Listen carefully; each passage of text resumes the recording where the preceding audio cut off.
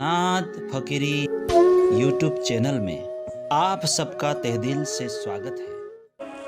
आइए चर्चा प्रारंभ करते हैं।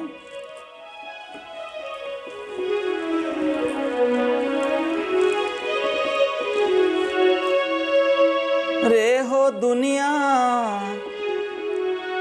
वावरी खोवत जन्म गवा मदमाती माया की छाकी सुनत नहीं पुकार, सुनत नहीं पुकार। सिर जी कहते हैं लोग है ना, लोग अज्ञानता में पड़े हुए हैं और पागल बने हुए हैं, पागल, और अमूल्य मानव जीवन गंवा रहे हैं। खोवत जन्म गंवार, मूर्खों की भांति। अब लोगों के अंदर क्या है?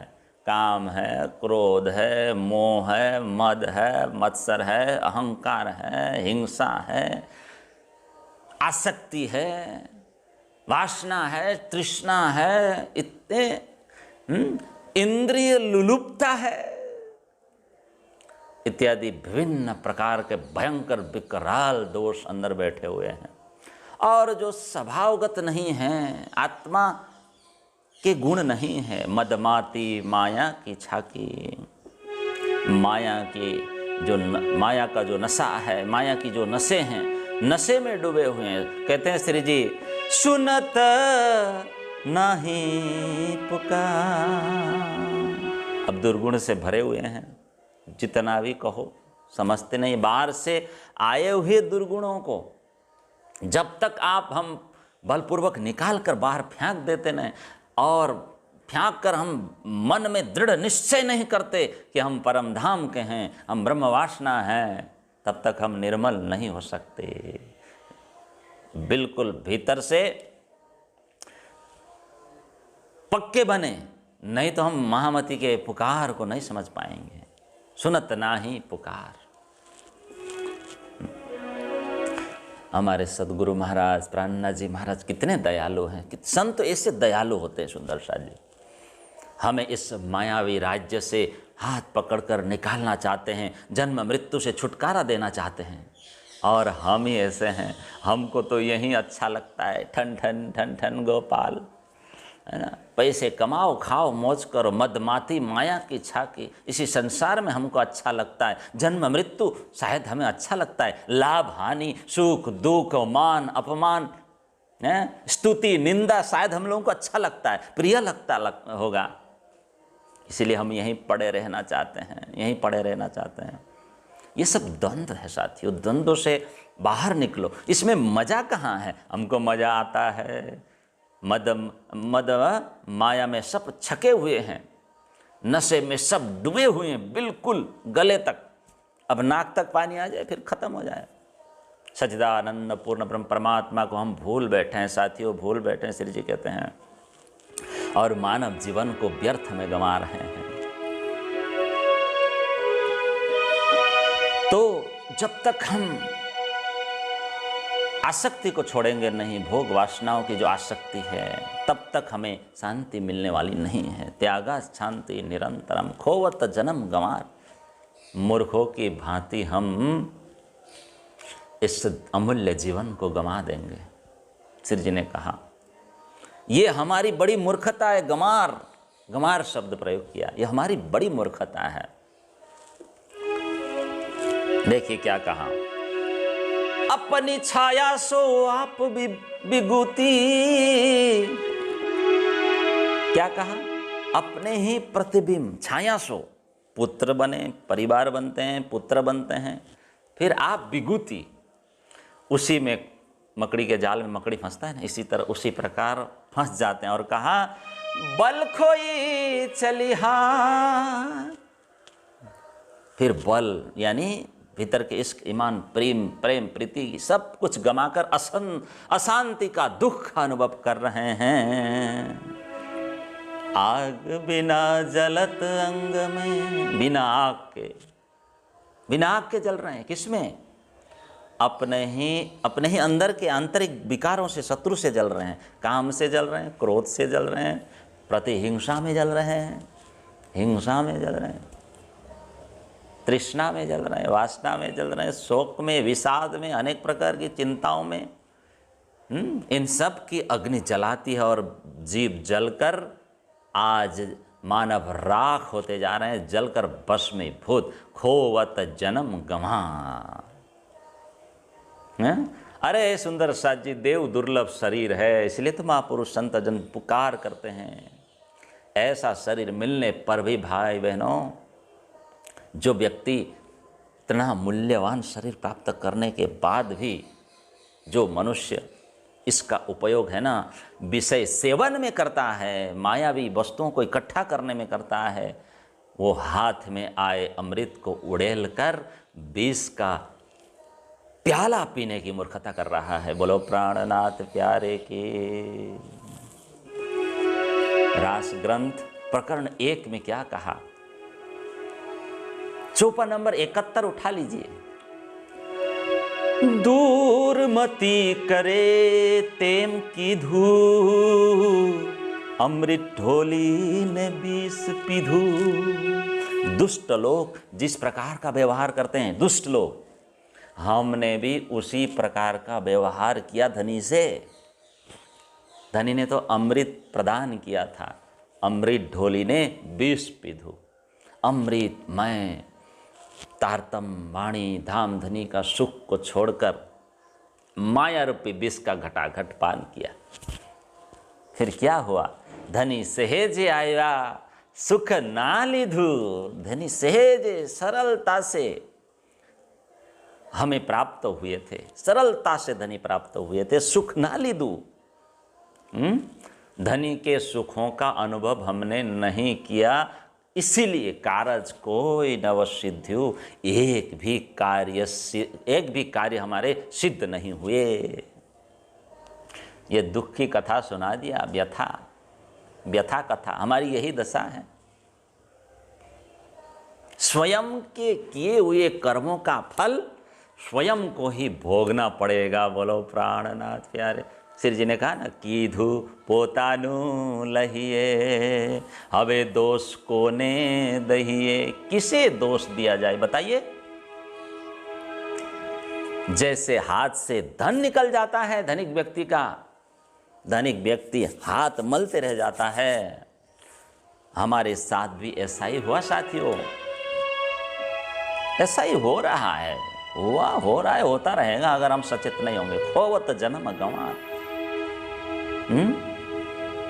साक्षात अक्षरातीत धाम धनी श्री कृष्ण को प्राप्त करने के बाद भी हम धनी के सुखों का अनुभव नहीं कर पाए तो फिर व्यर्थ है। अज्ञान का अंधकार भीतर छाया रहे, हटे नहीं। उस अखंड सुखों का हम ग्रहण नहीं कर पाए तो क्या मतलब जिंदगी जीने का। अखंड अचल निधि जो तारतम ज्ञान है ना, उस तारतम ज्ञान में परम धाम का वैविध्य छिपा हुआ है, संपूर्ण वर्णन है परम धाम का। अभी तक उसको खोला नहीं, उसका आनंद नहीं लूटा तो क्या जीवन जिया। श्री जी कहते हैं, कोमल चित्त करी लीजिए। अभी तक हृदय को न हमने कोमल बनाया, न नम्र बनाया, न उस लायक बनाया, न ही इस श्रीमुख वाणी को हमने जीवन में धारण किया, न ग्रहण किया। क्यों ऐसा किया? क्योंकि विवेक और विचार रूपी आंख अभी तक खुले नहीं है, इसलिए हम अंधे रहे, अंधे के अंधे रहे, माया के रंग में रंग गए, अंधे हो गए। तो जो प्राप्त अखंड धन है, श्री जी कहते हैं हम सब ने खो बैठे। रास प्रकरण 1 चौपाई नंबर 67 में क्या कहा देखिए खोल के। अंधने आँख रुदे तणी हो पण अमने माहे न बाहेर। अंधे जो लोग होते हैं सूरदास, उनकी आंखें हृदय की होती है, किंतु हमारी आंखें न हृदय में है न बाहर, न बाहर है न हृदय में है। अब क्या करेंगे? फिर तो भटकना ही पड़ेगा। आगे 3 नंबर चौपाई में क्या कहा? सत शब्द को कोई न चिने, सुने हृदय नाही समा। कीर्तन में कहा जो कुछ भी श्री जी ने समझाया है वो कोई समझे नहीं, इसलिए श्री जी को गुस्सा आता है, क्योंकि उनका हृदय शून्य है। इसलिए कहते हैं ज्ञान शून्य व्यक्ति का हृदय मेरी बातों को ग्रहण नहीं कर पाएगा, नहीं संभार, है ना। श्री जी के वचनों को श्री जी समझ नहीं पा रहे थे, इसलिए श्री जी ने कहा सुने हृदय नहीं संभार। संसारी तो ठीक, समझे साथ जो आपको देखे, जो स्वयं को साधु कहलाते हैं, साधु मानते हैं, समझते हैं खुद को साधु।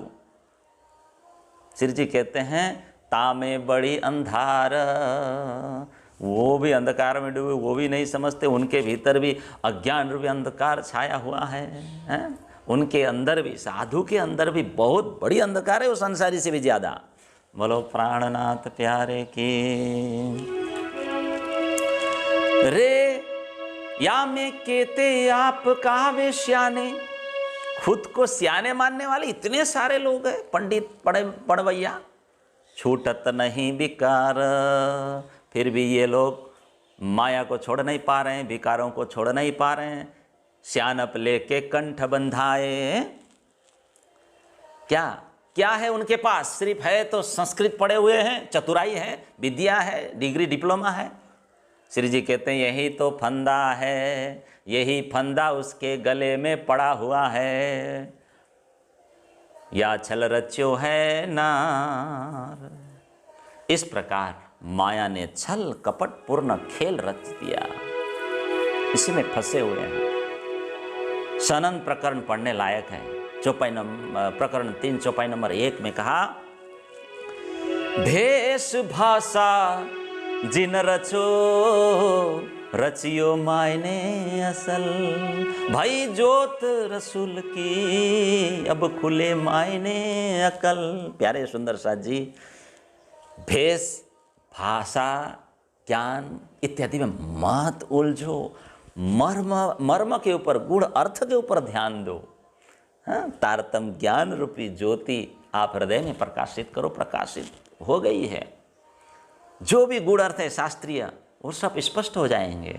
हिंदू मुसलमान सबको एक रस करने वाली वाणी है, सबको एक रस होना है, एक ही राज्य के, एक ही धनी के प्रति झुकना है ना। सभी को तारतम ज्ञान हाथ में लेना है ना। भेष भाषा जिन रचो, भेष भाषा में मत उलझो साथियों, श्री जी कहते हैं, है ना। तो स्वयं को साधु महात्मा समझने वाले जितने भी साधु संत हुए, वो भी प्राय अज्ञान के अंधकार में फंसे हुए हैं। और तम रूपी आवरण को दूर करने वाला कोई है तो तारतम है, रहस्य खोल कर बताने वाला कोई ग्रंथ है तो तारतम है। हमारा मूल घर कहाँ है, हमारे स्वामी कौन है, हम किसकी अर्धांगिनी है, हम इस अज्ञान में सो रहे हैं या जागृत हो रहे हैं, सब बता देंगे। तारतम के अभाव में ये समझ में नहीं आएगा। छल बल कुटिल, ये जो माया है, ये जो चतुराई है, ये घेर लेगी। फिर ये जब ये सारे श्री जी ने बताए फंदा है, फंदे में ये फंदा गले में पड़ा हुआ है लोगों के, इसीलिए खुद को नहीं जानते और घर की उनको सुधि नहीं है, ज्ञान नहीं है ना। माया पर आज तक किसी ने भी विजय प्राप्त नहीं की है। श्री जी कहते हैं संसार के माया के बंधन से छूटो। श्री जी कहते हैं मैं कृपा करूँगा, धनी कृपा करेंगे। आप आत्मा और परमात्मा के संबंध के विषय में विवाद मत करो, बस डायरेक्ट परमात्मा से संबंध जोड़ो। ये द्वार कोई खोल के, देखिए क्या कहा, कबहूँ न निक्ष्या कोई, ये द्वार खोल के कबहूँ निक्ष्या न कोई, है ना। ये बुजुर्ग जो छल के हैं, बैठे देखे बेसुध होए। बुजुर्ग जो छल के बैठे देखे बेसुध होए।